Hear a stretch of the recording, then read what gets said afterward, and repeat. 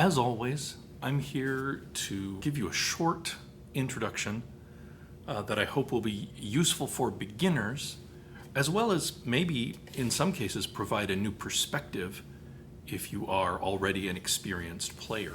My special guests today will be Anne and Jeff, two of the other Grand Royale ukulelists of the Black Swan. So last time we talked about the easiest chords. Which chord you're playing, which combination of notes is available to you is mostly a function of what your fretting hand is doing. Instruments like guitars and ukuleles are sometimes built in both left-handed and right-handed versions. I'm putting air quotes around left-handed and right-handed partly because most other musical instruments are not made in left and right-handed versions. Each hand has an important job to do that's different from what the other hand is doing. So I'm just going to call this the fretting hand, and I'm going to call the other hand the non-fretting hand. So for me it's left and right, for you it may or may not be. There's two basic kinds of things that people do with the non-fretting hand. One is to pick or pluck individual notes, and we'll talk about that next time. The other thing, and the thing that most beginners probably do the most, and a lot of intermediate players also do most of the time, is strumming. In one movement, you strike all of the strings, or most of the strings. So here's a strum. Here's a strum. Here's another strum. As you can see, I can use different fingers and I can move in different directions. And just because of the shape of your finger and the way in which it tends to hit the string, which part of the finger or thumb hits the string, you'll get different sounds on the downstroke and on the upstroke. Here's an index finger strum.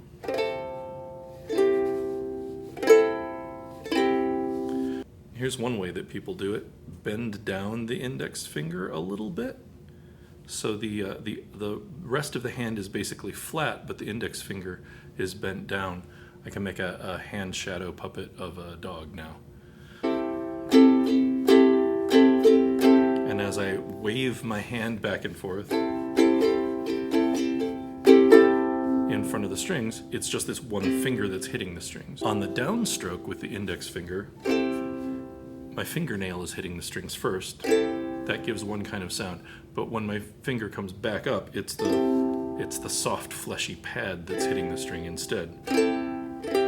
So you get a brighter sound with the nail going down, and a softer sound, mellower sound, with the pad of the finger coming up. You can also, of course, strum with the thumb. It's a little awkward doing it in this upright position, but when the side of my thumb is hitting the string on the downstroke and the upstroke, it's a similar sound in both directions. If I hold my thumb in a slightly different position, I can have the pad of the thumb hitting the strings on the downstroke and the nail hitting the strings on the upstroke, which is sort of the opposite of what happens with the index finger. The nail hits on the downstroke and the pad on the upstroke. So depending on what kind of sound you want to get out of each chord that you strike, you might pick a different finger or a different hand position. Anne often strums with her middle finger.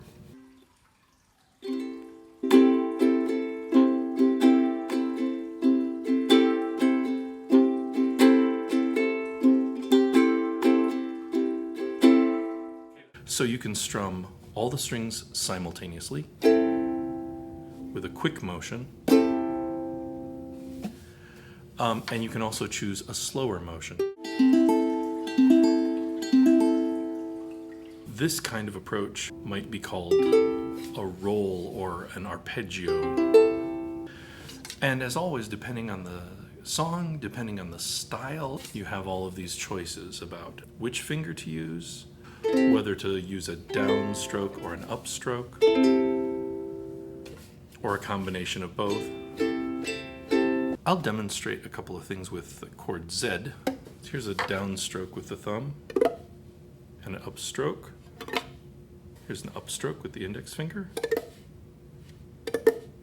Here's a downstroke with the index finger.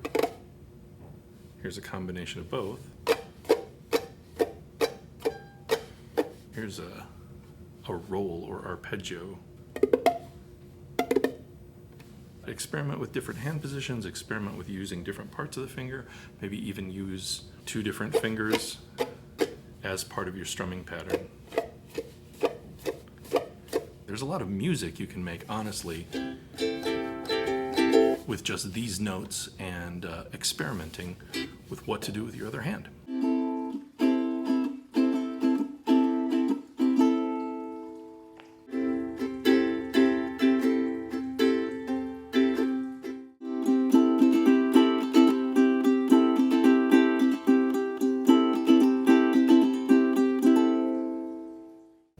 So have fun. We'll see you next time.